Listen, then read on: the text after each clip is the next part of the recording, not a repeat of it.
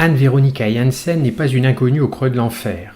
En 1994, elle figurait aux côtés de Craig Wood ou encore de Jan de Vries dans l'exposition Glissement.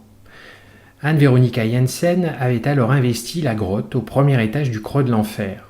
L'œuvre présentée aujourd'hui, à l'occasion de l'exposition In Vivo, en est la réactivation. Anne Veronica Janssen est venue estamper la paroi rocheuse sur laquelle s'appuie l'usine du creux de l'enfer en la recouvrant d'une pellicule de papier aluminium. Le dessin formé est un quadrilatère parfait. Depuis le quadrangle de Kazimir Malevich, le carré s'est imposé comme la forme emblématique de la modernité.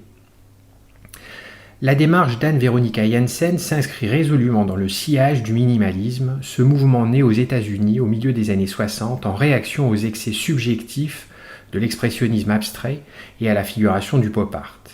Si le minimalisme se caractérise par une économie de moyens que résume bien l'aphorisme célèbre de l'architecte Mies van der Rohe Less is more, l'ambition des artistes minimalistes concerne d'abord la perception des objets et leur rapport à l'espace.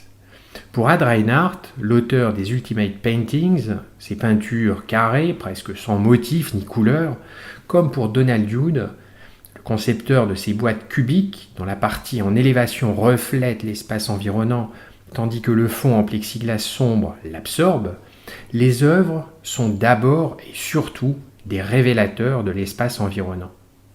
L'œuvre d'Anne Veronica Janssen, en ce sens, révèle le lieu.